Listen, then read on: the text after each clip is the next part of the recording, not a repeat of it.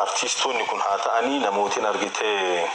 mirga namaatiif falmatan kuni jalqabaniitu wareegamni akkana akka isaan irra gahu beekaniitu argitee waan kana keessa seenanii akkamitti hubattamee waan guyyaa itti aanu biyya keessatti taasifamee waan seeraatii fi waan daalchisu argitee uummata warra seeraatiif dhiifne waliigal argitee haalli uumame uummanni miira keessa seenee sanbira dabre argitee rakkinna adda addaa geessaa ture kan akkamitti argitee uummatis sila akkam ta'uu qaba jetta akka ati nama artistii legend beekamaa ta'e tokkotti.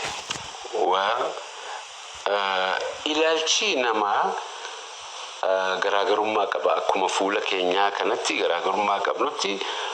ani rakkoolee jedhanii kan himan rakkoo hin jedhuuni maaliif kuni waanuma humnaan dhufee kiisii keessa galee boorsaa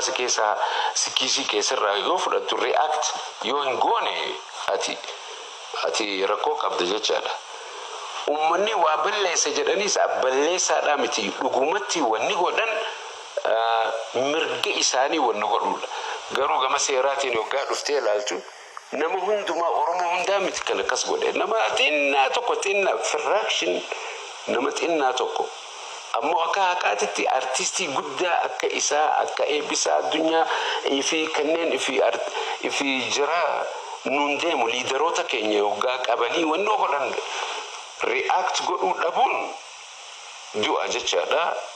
Kanas mootummaan inuma beeka addunyaa keessa jira hundi bakka hunda as duwwaadhaa miti namni yoggaa wanuuf Floyd yoggaa du'e maal godhan Ameerikaa nu argitee fi Ameerikaa duwwaadhaa miti Awurooppaa Ameerikaa Austraaliyaa hunduma keessaa wanna jira garuu uummanni garii akkatti ilaalu nama waa baballeessee jedhanii himan akka waan Oromoon balleessiteetti yoggaa ilaalan. That is wrong. Absolutely. React godhu dhabuudhaatu inumaatu hamaadha. Waan gatii qabu tokko irraa fuudhan gatii guddaa kan qabu akka diamond harka keetitti kana qabatee otoo teessuu yoo dhufee sirraa fuudhe jaluma jettee dhaabbattee nan laaltu kan jara dhaabbatee laaluu didesantu react godhe. Uummanni Oromoo nama miliyoona 50 keessaa yoo namni kumni tokko waan jira kumni tokko miliyoona 50 keessaa maali but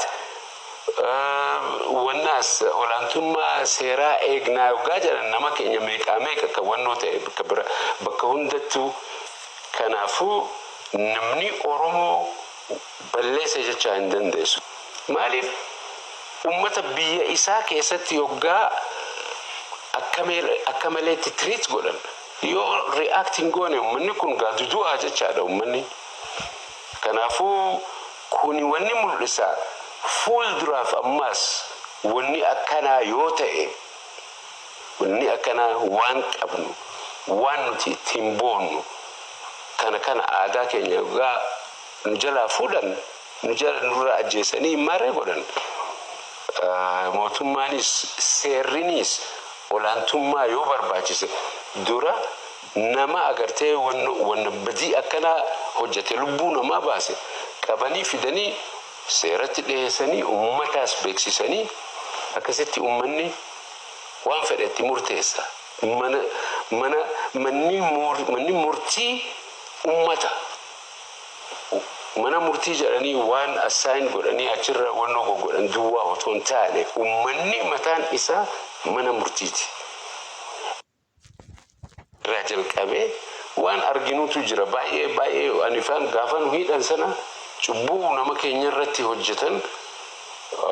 yoon hime namni hin ajaa'iba waan nurratti deemaa ture akkuma waan Oromoo ta'aniif jecha so yeroo san cunqursaan cimaa ammallee sanuma garuu san dukkana keessatti kun xiqqoo amma cilaanchilii ifaan waa xiqqoo itti ifa ijoolleen rajal